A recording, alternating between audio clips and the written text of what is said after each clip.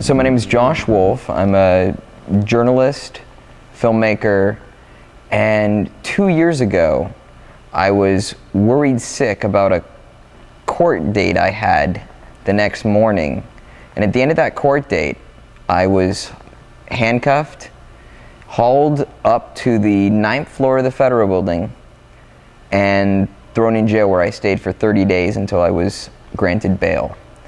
I then had to return to court about 3 weeks later and stayed there for another 200 or so days, spending a total of 226 days in a federal prison for contempt of court.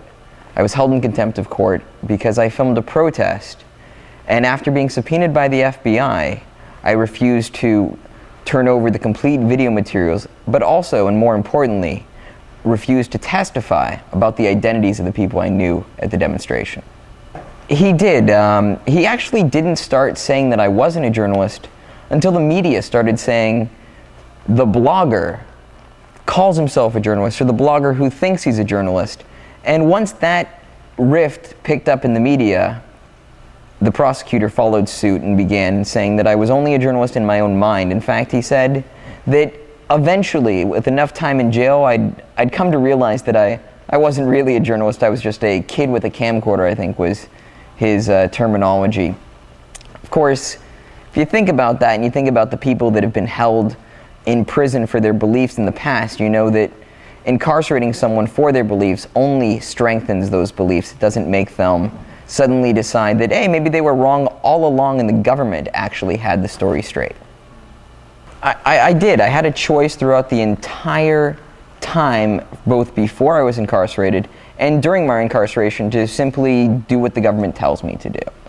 However, I didn't feel I could really do that as a human being for a number of reasons. First and foremost, there were any number of people that the government wanted to know their names. Basically, it was a McCarthyist investigation to go after anarchists in this case.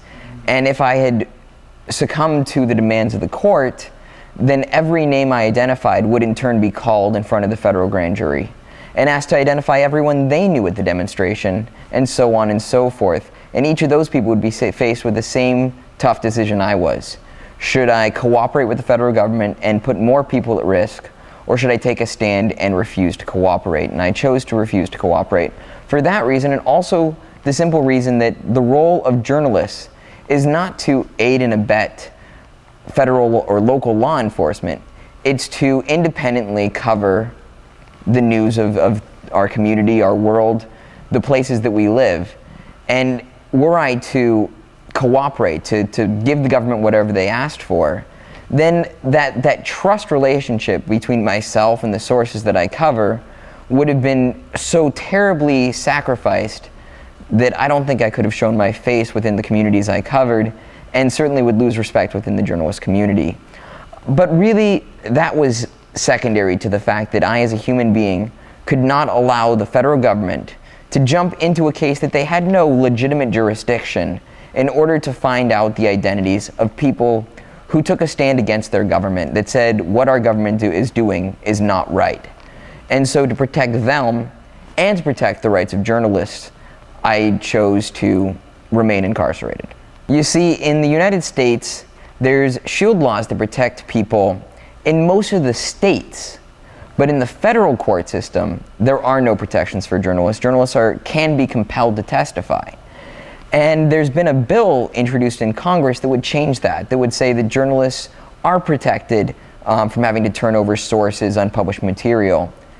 The interesting thing, though, is the bill that passed in the House of Representatives defines a journalist as someone who earns their living conducting journalism. Someone like myself today, but not so much 2 years ago when I found myself in this situation. Bloggers, students, they wouldn't be covered, while professional journalists would. So in my mind, that law is horrible on 2 levels. One, instead of protecting the free flow of information, which is in fact what the law is called, the Free Flow of Information Act, it protects a professional journalist's right to conduct his business. So that right there changes the scope of the law. And the other side of this law is that it has all these exemptions. National security issues, they're exempt from the SHIELD law. Issues pertaining to trade issues or business issues. So if you uncover some sort of business's corporate dealings and bring that to light, that's also exempt from the SHIELD law. So we have a SHIELD law that, in my mind, is actually possibly worse than having no law at all, because a lot of people in the journalist community have told me, well, first we'll pass this law, then we'll pass a better one. But there's nothing harder to do than pass a law to solve the holes in an existing piece of legislation. It's much better to pass the right law the first time.